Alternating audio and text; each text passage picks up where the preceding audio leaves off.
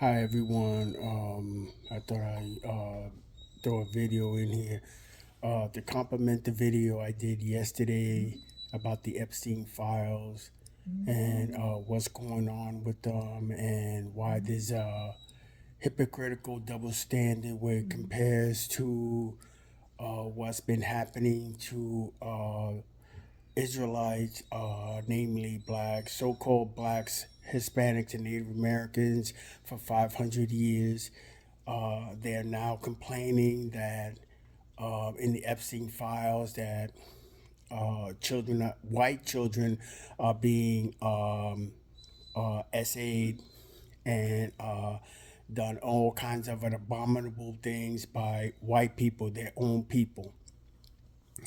So I got a lot of traction with that video, and I wanted to do a compliment video in that releasing these files will do nothing because it will put a stain on their white privilege, their white superiority, their self entitlement, into deputizing themselves into policing us, that they hold the moral high ground in what's going on in society. It will make them look bad. And to think that anything is going to happen to bring justice for these children through congressional hearings, releasing the files that monstrously redacted or anything, it's not going to happen. If it was the other way around, if it was minorities doing this to white children, all hell will break loose. So people ask me, what's the result of this? What they're going to do? What's going to happen now that everybody knows the truth that the white race has been raping, murdering, killing, eating, stealing, having sex with animals, bestiality, uh, stealing resources, stealing identity, everything that you could possibly think of that they're doing on the planet, they're doing it. Poisoning the air, the water, the food, promoting homosexuality, transgenderism, pedophilia, everything that you could possibly think of, they're doing. And now that these files are out now, quotations, they think that something is going to happen. There is not. Nothing is going to happen. Nothing. Not a single person. They already know who these people are. That's why they redacted it. They already know who these people are that are doing this, and not a single one of them have been brought forward, have been arrested or subpoenaed or anything like that. Nothing. Not a single person. Only people. Only in other countries who they named in the Epstein files have been arrested. They took the liberty in doing justice for their country, for the people who have been doing this in the Epstein file and have had those people arrested. But not in the U.S. It's never going to happen because they're going to double down on it. They're going to say, what's wrong with it? What's wrong with eating children? You know, what's wrong with sleeping with them? You know, putting them in ritualistic abuse or anything like that. Oh, hold on, the dog is barking. Sorry about that. He was screaming like crazy at the door. And I got a couple of videos in here stating they doubling down on it. They're not gonna bring these people to justice. They're gonna double down on it, and they're gonna say what's wrong with eating them, what's wrong with raping them, what's wrong with going to other countries and bombing the hell out of them and kidnapping their leaders and taking their resources and everything. So I got a few videos in here at the end that that proves my point, what's going on. And to my brothers and sisters in Christ, Israelites, I suggest that When there's a protest or anything like that, do not go to it. Do not go to it. It's a setup. They don't go to it. They're gonna they besides terrorizing people and shooting people in the face or anything like that, they specifically want you. They want you. So stay home. Do not protest or anything. It's it's absolutely worthless. Don't do it. Another thing, if you can, get a concealed carry. Carry a pistol or anything like that, because these people are kidnapping people, raping them, eating them, lynching people, even to this day in the 21st century. Have some kind of protection. Know where your children are. Know who these people are. There's an epidemic of white women teachers raping children, getting pregnant by children, and men who are into pedophilia and trying to meet up with children. Anything is at the pinnacle right now. Is at the pinnacle. So do what you can to protect yourself. Don't go to these protests. Carry a concealed carry and pray to the Lord and keep the commandments. And it's not long, my brothers and sisters. We're going to be out of here soon. They're going to launch those nuclear weapons. They're going to initiate World War III, and we're going to be out of here. They're going to kill their own people. They're going to kill everyone on earth. Every man, woman, child, beast, fish, even birds in the air, insects. Everyone will die except them. They will be in bunkers or anything like that. But we're going to drive them out after after Yahushua comes here, the Black Messiah comes, and we're going to fish them out. We're going to hunt them and drive them out. So be extremely careful. Look behind you. Look who's, talking about you. Listen. Look around you. Be aware of the surroundings. Be very, very careful. Because they're snatching people up just to lynch them in public, humiliate you, denigrate you. Be extremely careful. Okay? I love you. So at the end, I'm gonna put some videos that you're gonna listen to prove this point and everything. Remember, they're not gonna do nothing. Nobody's gonna be arrested. Nobody's gonna be brought to justice. Nobody's gonna be exposed except the victims of this situation, and that's it. The beginning of Jacob's trouble starts now. Shalom. Why can't we eat babies? What's wrong with eating babies? If we've got extra babies around that nobody wants, why can't we eat them, right? Why can't we eat babies? What's wrong with eating babies? If we've got extra babies around that nobody wants, why can't we eat them, right? Let's say you're right. I'll grant that you're right, and he's on the list and all the things, and you're right about all the accusations you've been making. Why is it wrong that he did those things? Are you asking me why it's wrong to rape children? Yeah, I need you to tell me why it is wrong in your eyes to rape children. To do that. Yes. Do you need me to repeat it? Can you not hear me? Do you have too many cocks in your ears, or what's up? Why is it wrong? Is that too hard of a question?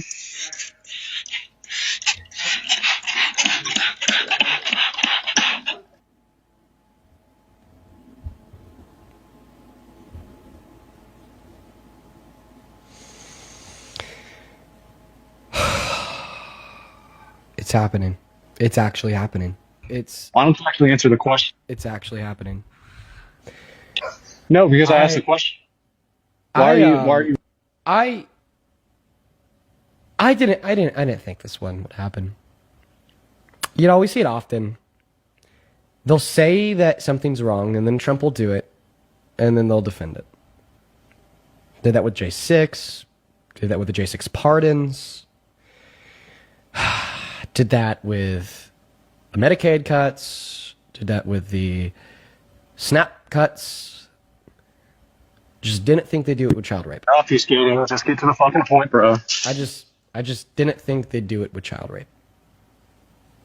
And now we're seriously at that point where Trump's supporters are now saying that it's not wrong to rape children and asking why it is wrong to rape children.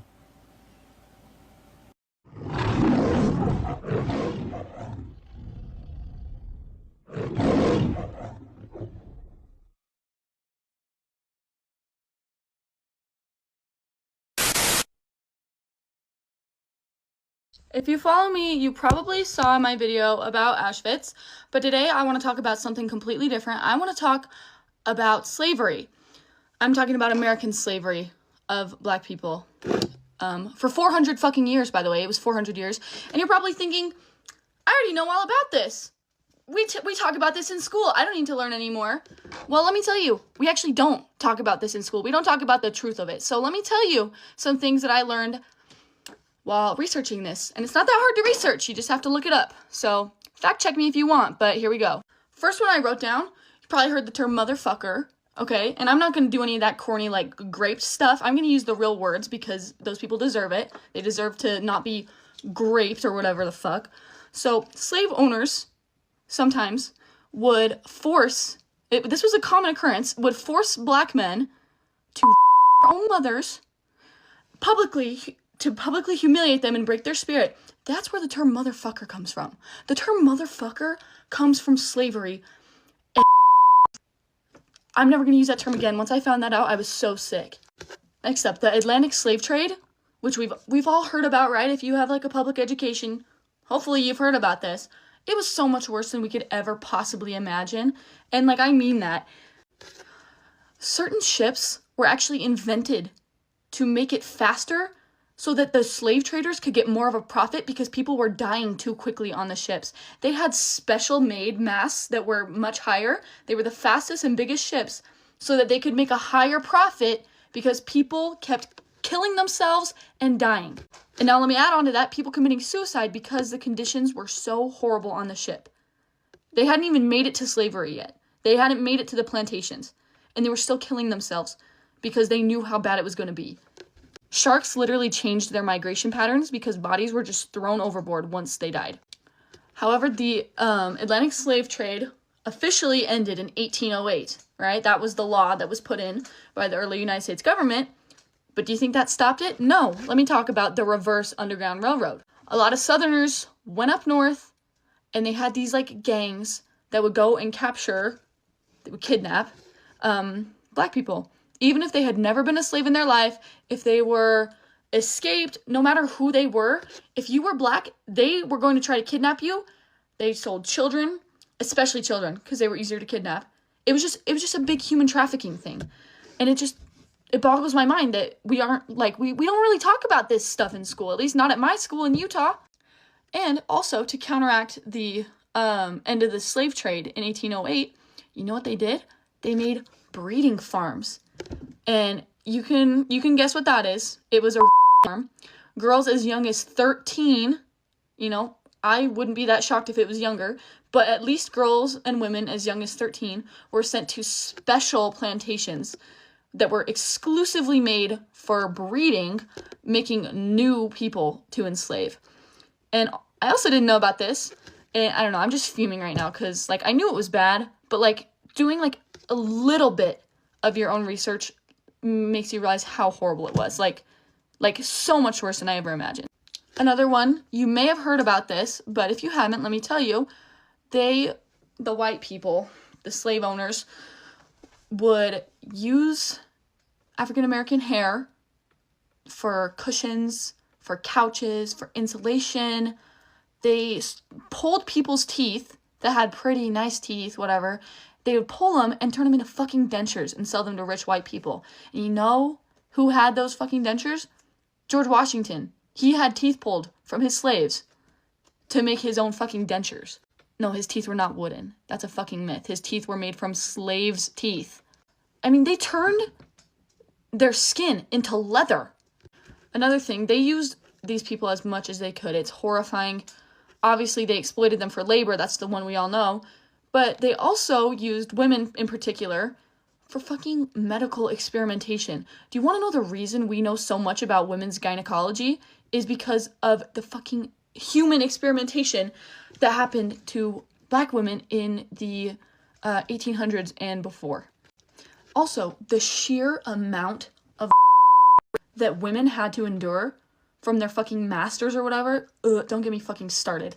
But the amount of that happened within, not just on plantations, but like during the slave trade, like during auctions, It's just so disgusting. I saw a study that said that 16% of all African Americans can trace their ancestry back to Europe. That is because of 16% of all African Americans today.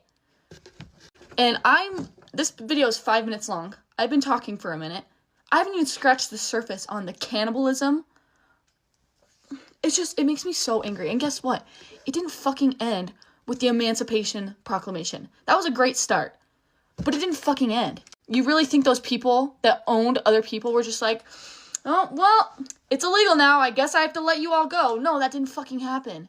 They kept their slaves. They weren't all just suddenly freed because the president told them they had to. Really, guys? And even the slaves that were freed, guess what? They underwent so much horrific stuff for the rest of their lives. The rest of their lives. People don't realize how common and how brutal and how horrific and depraved lynchings were. Like, it's so insane to me. Like, when people are like, why shouldn't I feel bad about this? I didn't own a slave. Well, look at your fucking family history, guys.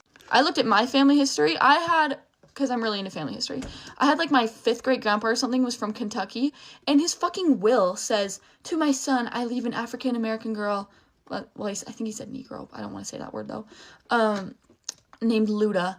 And it just made me feel so disgusted at my own heritage. Like, the fact that people don't feel shame at all. People are like, oh, well, whatever, like, it's in the past. That bothers me so fucking bad. And guess what? It isn't that far in the fucking past. It's not that far in the fucking past. Fucking, the first black girl to go to an all-white school, she's younger than Trump. She has fucking Instagram and TikTok. I don't know. I'm sorry I'm so heated. I probably just sound so stupid.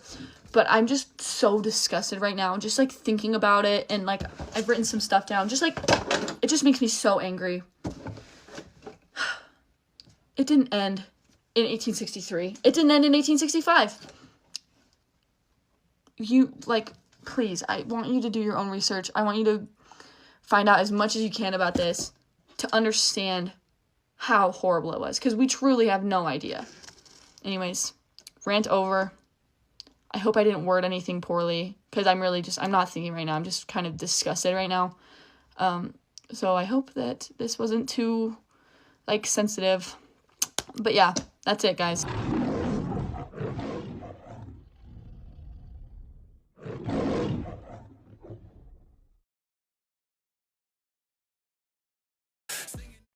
The following podcast contains material and commentary from guest presenters that some viewers may find offensive, disturbing, or controversial.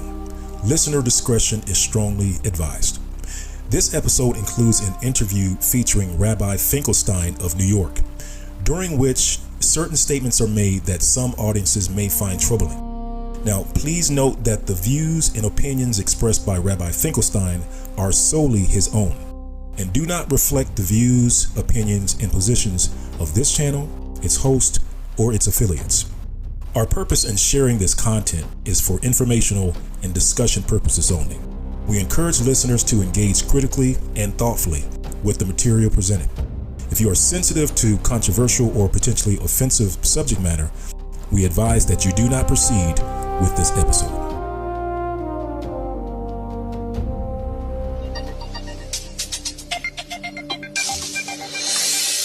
All right, Chef, can you tell us the 3 secret ingredients that might be found in this amazing sausage that you made for us today? The 3 secret ingredients that might be found in this sausage are fish liver, human flesh, or shark. Are those really the 3 ingredients? Yeah, fish liver, human flesh, or shark. You guys, is this... Is that a problem? Is that... And that's just that there's a stigma surrounding this. We're good. Legal cleared it. We're good. We're good. Let's go on, Brian, please. All right. Yo. Thank you, Kev. Thank you very much. All right, Joe. Fish liver, shark, or human flesh.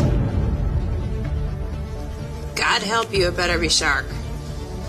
All right, 2, what do you think it's going to be? Shark too. Shark? The liver is like too obvious, and I don't think it's human flesh, so I think it's shark. Chef Keith, can you tell us what is the secret ingredient in this dish? Yes, I'm afraid you're both wrong. It is human flesh. No. No. Whoa. Not okay. That's not all right. You know, It's a wonderful renewable protein. Whoa, hey, all right, No, are you that's sure? disgusting. That's You know, I didn't know it was going to go like this either. No, that's really disgusting. Who he said wanted to eat a child. Yes, eat her, as in cannibalism. And that was just one of the shocking details we heard at that press conference this morning. A knock on the door. What's up, man? Met by guys in green.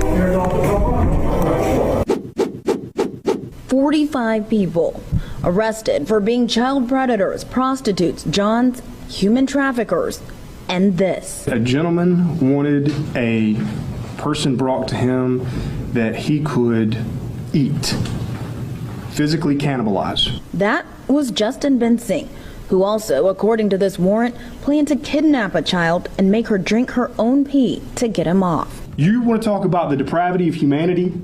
Look at these people. People like Assam Batros. He took an erectile dysfunction pill before he got there. Now, on to a bizarre incident where 12 suspects detained at Kapenguria police station in West Pokot County have confessed to abducting, killing, and eating children over the last years. This shocking confession has plunged West Pokot County into outrage as residents demand justice, with police urging caution to complete investigations. Catherine Omwando has more. Ningeonelea kama kuna mtu alipoteza mtoto yake mdogo wa hii shule akuja hapa akuja aone ajionee kuna uniform imepatikana. One after the other, residents of Kapenguria count school uniforms found at the scene. Irish residents did not have time to adhere to crime scene procedures. According to police sources, the 12 suspects are of Ugandan origin. One suspect is reportedly still at large, having fled across the border to Uganda.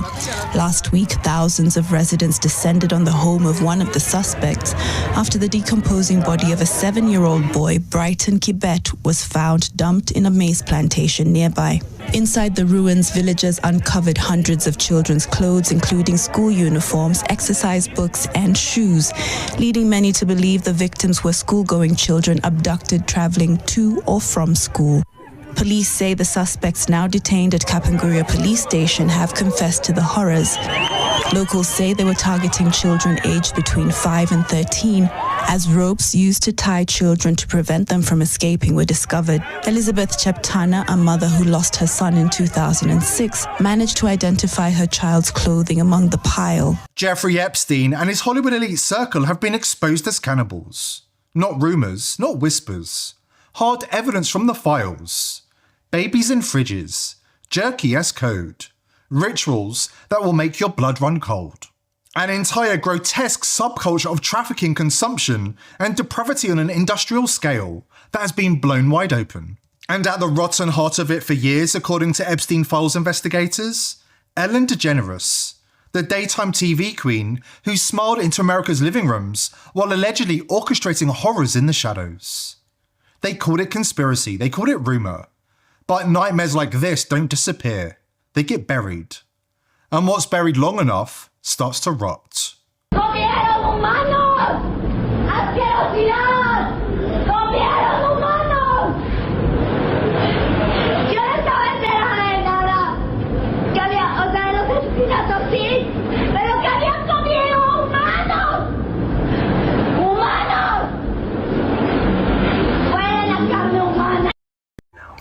You know, I'm just sitting here and I'm thinking about these Epstein files, and the thing that bothers me is that if this is a file, because I've been in, clerical all my life, that means someone typed this up. That means someone made a folder for this on the RAM drive. That means someone named this and they saved it, which means everyone was aware what was going on all of this time. And this is documented, which means no one done anything about it. And then y'all took forever to release the files, which means y'all didn't care that these people were just out here free, just doing whatever they want. And what this shows me is that these people must have power. I'd like to welcome you to John 844. I'm James Wickstrom, a teacher of Yahweh, coming to you live on the Turner Radio Network for the next hour from 9 to 10 p.m. Eastern Standard Time, filling in for Pastor Bob, who covered for me last week. We're going to have a very, very interesting program tonight. I'm sure you're going to find it that way. I have a guest by the name of Rabbi A.B. Finkelstein. He's off the east coast of the United States, who's going to be joining me tonight, and we're going to be talking about authenticity of things in the world. Rabbi A.B. Finkelstein, as I said, a rabbi off the east coast of the United States. Are you there with me tonight? Shalom, I am here.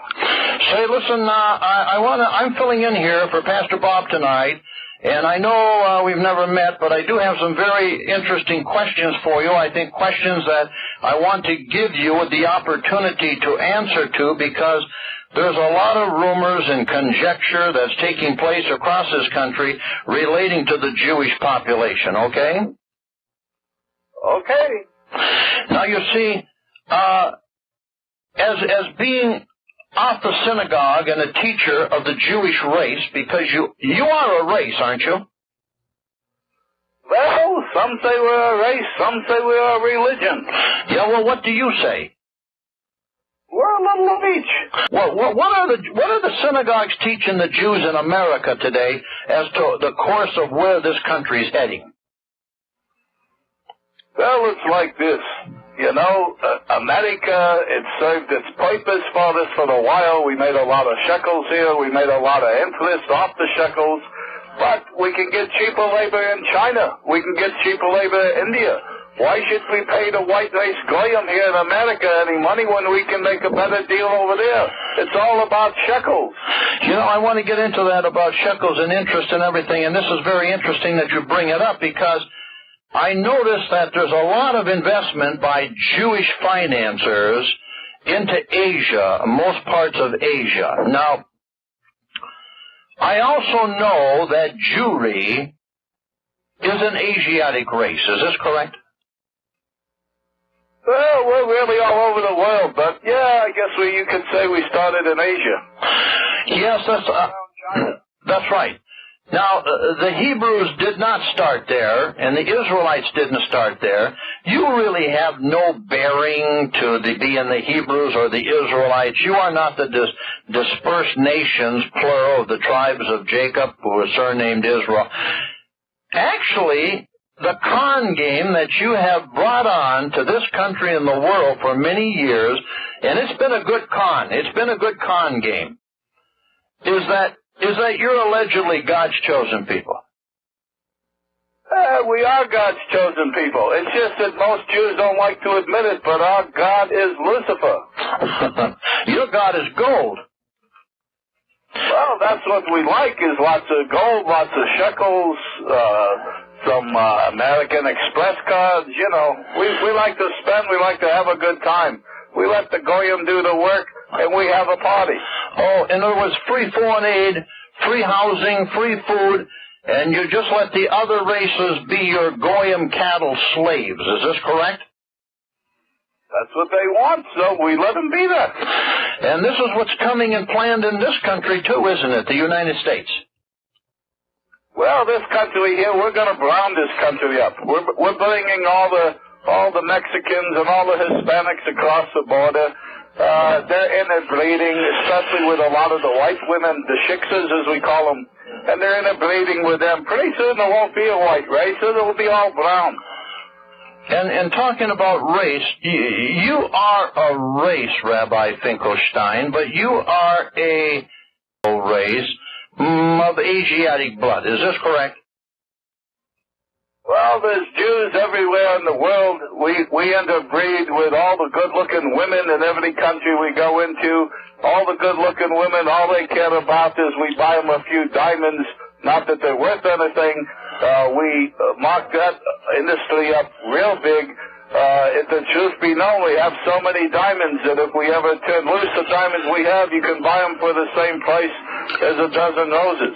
But the women, they like the diamonds. They like the fillets. So we give them the diamonds and the fillets, and we make an appointment with them, and we have sex with them, and sometimes we marry them. It doesn't matter, because when we want a divorce, we just go to one of our fellow Jew judges and get the divorce. We have a Jew lawyer. She's going to hire a Jew lawyer.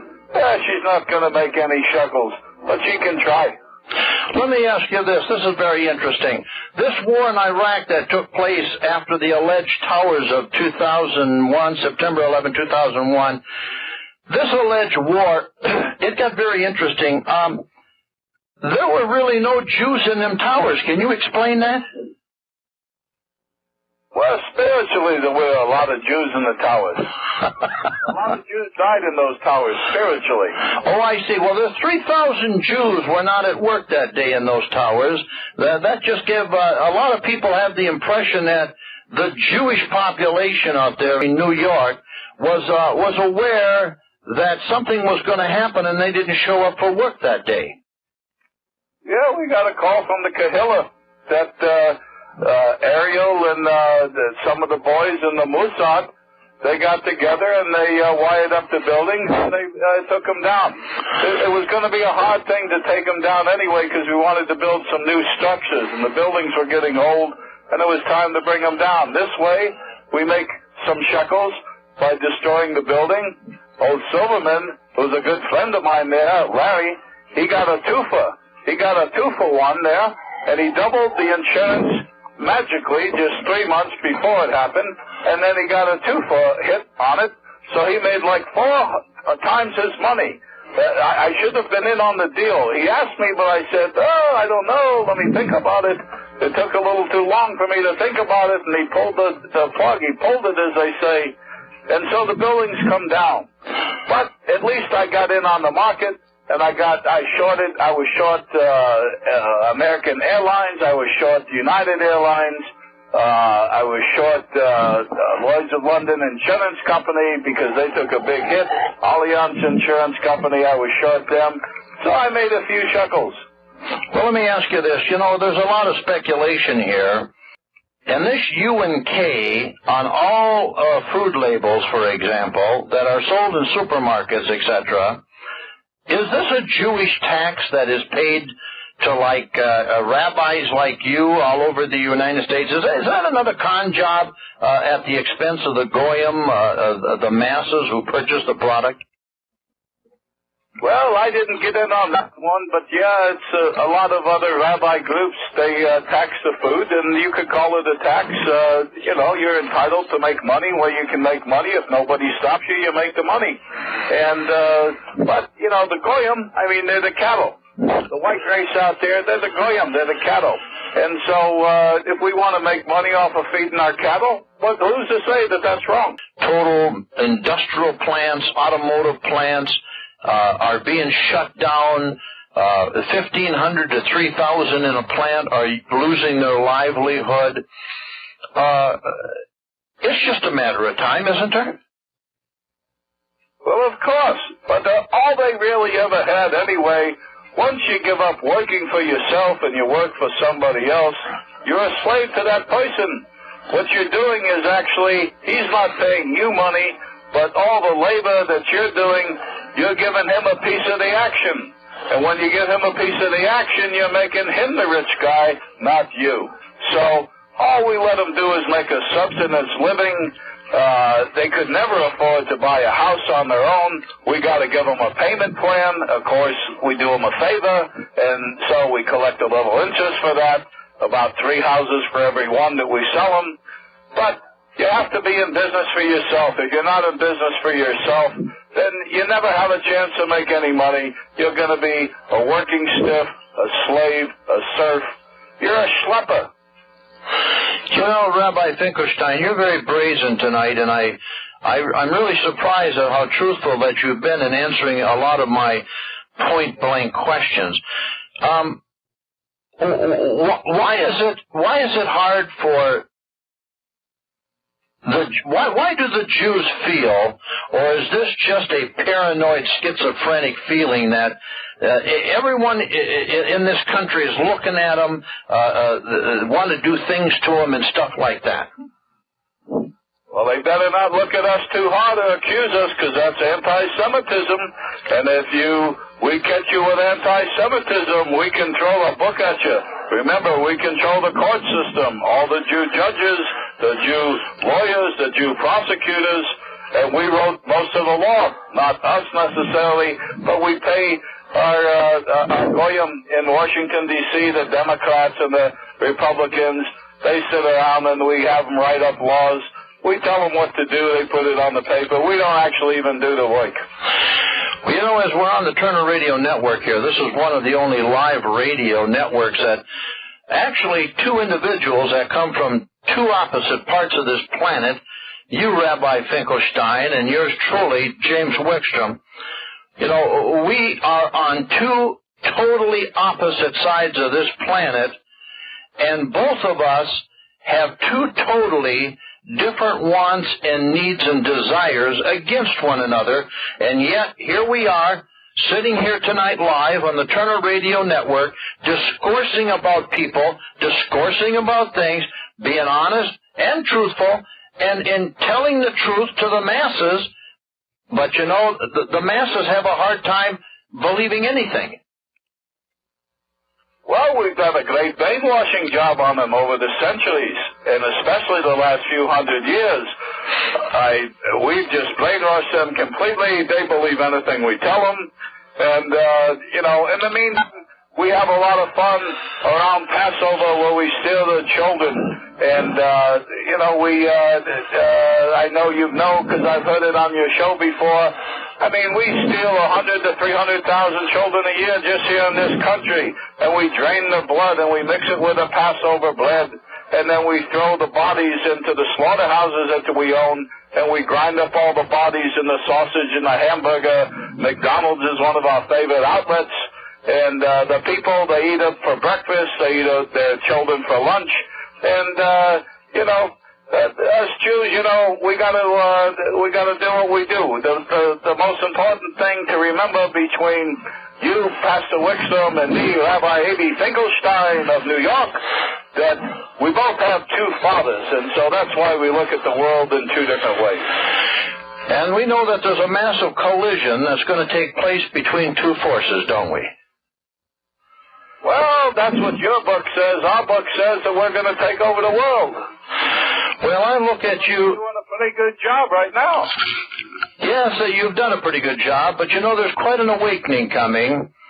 And my father, who's not your father, my father Yahweh, who isn't your father, of course your father is talked about by my father in John 8:44, stating that your father was Satan and that you're the descendant of Cain, who was the first murderer. And you know that's true because you teach it in your synagogue.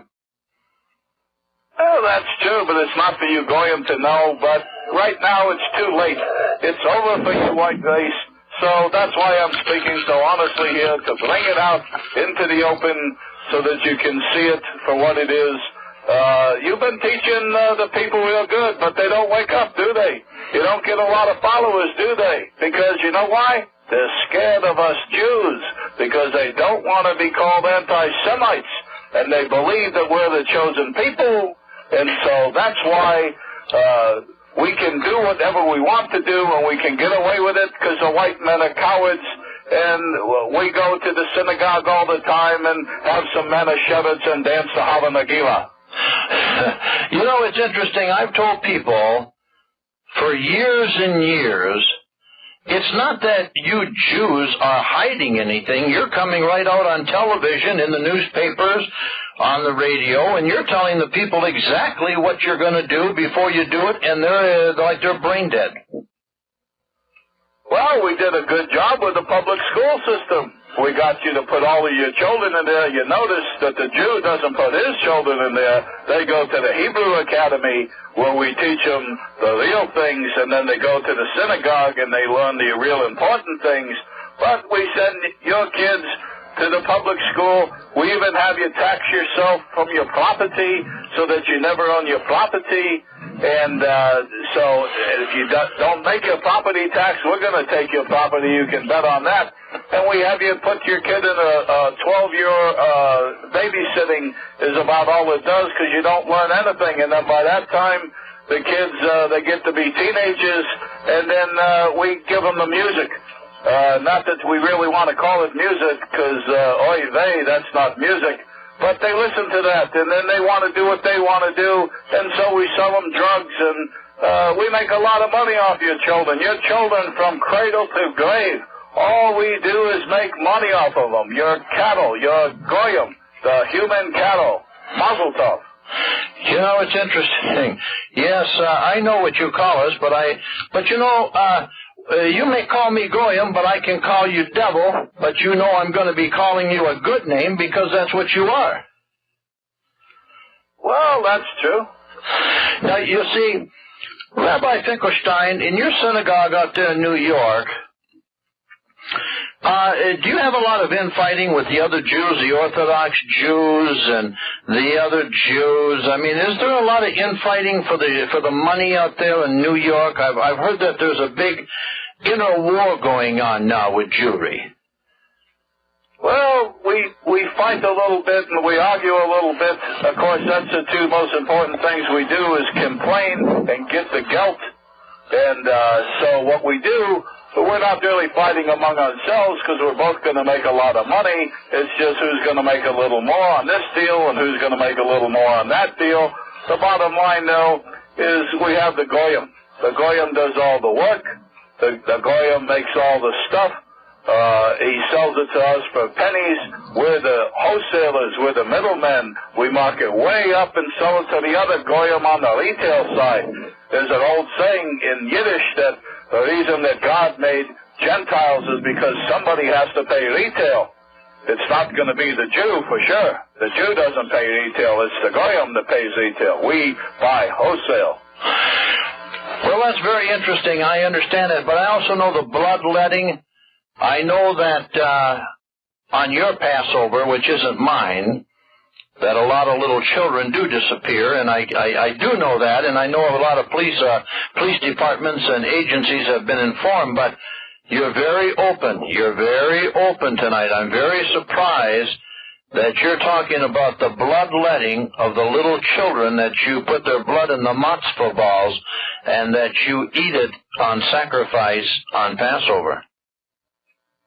Well, there was a Goyim that wrote a book about it back in the 30s. I forget his name at the moment. But anyway, he wrote the book. People didn't buy the book. People don't want to listen. We've been doing this for thousands and thousands of years, since down to Adam's time. We take the children of our enemy, which is the white race, and we bring them to the basements in the synagogues, where we drain the blood and watch them die there. It's very similar to how we do the sacrifices that we do with the kosher butchering, and so we do that, and then we mix it with the Passover bread, and so we eat the blood of our enemies.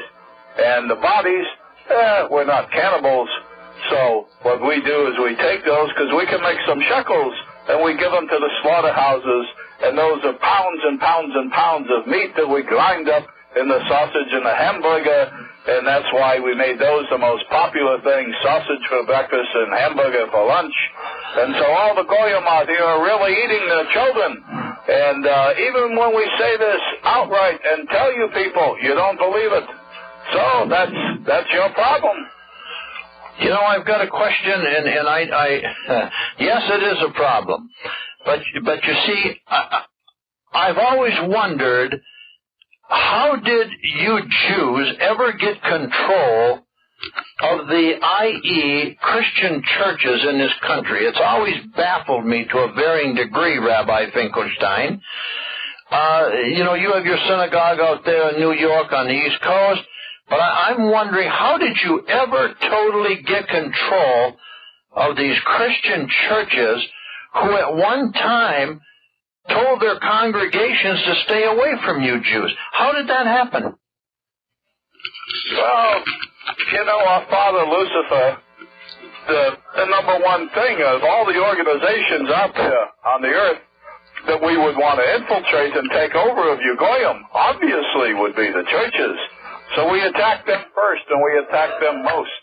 And we infiltrated the Catholic Church right from the very beginning. Why do you think the Pope and all the cardinals and the bishops wear a yarmulke? The white race never figures this out. And so then we took all your books that had all your scriptures in there, and we burned them. And then we wrote them in Latin so that you couldn't understand them. But we understood Latin because we're Jews and we're smart and we're educated. But you, Goyim out there, you never teach yourself. You don't self-teach. You're always looking for somebody else to do it for you. So you wind up being schleppers all your life. And so anyway, 1,000 years later, when a bunch of the white race started to wake up in Europe, and they started to leave the Catholic Church, it was a terrible time because we weren't making as many shekels as we used to. So we had to put a stop to it. So the kings that we had in our hip pocket, just like the politicians in Washington, D.C. today, we paid them off to get you declared heretics so that they would crucify you and kill you. But there was too many of you, and the West was opening up where the Jews opened up New York and Rio, and everybody started going west to the Americas. And so we had to come up with a Plan B. And Plan B, we formed the Jesuits. It was a nice boy, Ignatius Loyola, that he started the Jesuits. And so they decided to infiltrate all the Protestant churches out there. And as always, us Jews work our way to the top. And then we take over the money line, the shekel line, the most important line, the lifeline, the gold. And so we took that over. And so slowly but surely we teach the teachings, change them a little bit to where it's all run by the Catholic Church again, the Mother Church. It's your mother, but the Father Church is the synagogues in Israel and in the synagogues in New York. You know, this is most interesting. There was a report just recently, a couple months ago here, Rabbi Finkelstein, of Ethiopic Jews in Israelite. These are black Jews, and the Jews in Israelite didn't want them there. And the Ethiopian, the black Jew, said, "Oh no, we're Jews. We belong here too." Oh, how does this all fit in? Well, how are these blacks Jews and the Jews over in Israelite didn't want them? Was they kind of like a disgrace or what? Well, who wants a bunch of Schwarzes in your land? You don't want the Schwarzes in there. There are some rabbis that went down to Ethiopia and they said, "Oh, we'd like to be Jews too." We laughed, but we said, "Okay, pay us a few dollars and we'll teach you how to be a Jew." So there was a few rabbis that made some money there in Ethiopia, but every Jew knows that a Schwarzer can never be a Jew, and we don't want them dirtying up the neighborhood over in Israel. We give them neighborhoods here in America. We give them white women to mate with, to destroy both races, and Gazai, Gazelle, Gavel, Gahaya. What can I say? Well, that's, in other words, it's like Elizabeth Taylor now. She was a white woman, and yet she said she took on the ways of Jewry. How does this fit in? Well, she married a nice little Jewish boy named Eddie Fisher, and they had a daughter named Caddy Fisher, and so she donates a lot of money to the synagogue. She's a good Goyim shiksa, and she thinks she's Jewish. She can think what she wants. Hopefully that she'll give a lot of money to our synagogue when she dies, which should be soon because she doesn't look like she's in too good a health. Rabbi Finkelstein, we're coming down on time here, but I wanted to get into this because, you know, you and I are at war. The war actually is between the white race, the children of Seth, against the children of Cain, of which you are. And we know that it's been written in the Aramaic and in all the ancient texts, you know this as well as I, that only one race is going to survive on the face of this earth, and you know it's the white race. Well, that's what your book says. Our book, the Talmud, says we're going to rule, and we're going to have a world of our own, and we're going to go out into space, and we're going to have a war with your father, and we're going to win this time. Well, that's going to be most interesting, but until then, the masses continue to awaken in many aspects in this country and in white Europe. All of Rothschild's banks control the white nations and have perverted the nations. But it amazes me how you penetrated into the federal agencies like the FBI and the National Security Agency, and how you have all these blockers and protectors in that. It's very easy to take over a government when you're a bank, because the government has to borrow money from the bank, and once they borrow money, as it says even in your books, as it says in ours, who borrows is slave to the lender. And so this government here in America is slave to the Federal Reserve System, which is Rothschild's bank, plus a few of us other Jews who make a few shekels off of it. And the politicians that we put in charge, they all take bribes. They're all a bunch of perverts. They like to drink, and they like to take the drugs, and they like to do the Fagala thing with the Fagalas. So that's what they do, and it's very easy to control the government. The hardest thing was penetrating the churches, because there used to be a few good preachers in there, but over time, as us Jews, we're so smart. We're the chosen people. We always infiltrate and take over everything, and everything that there is out there today, we own and we control.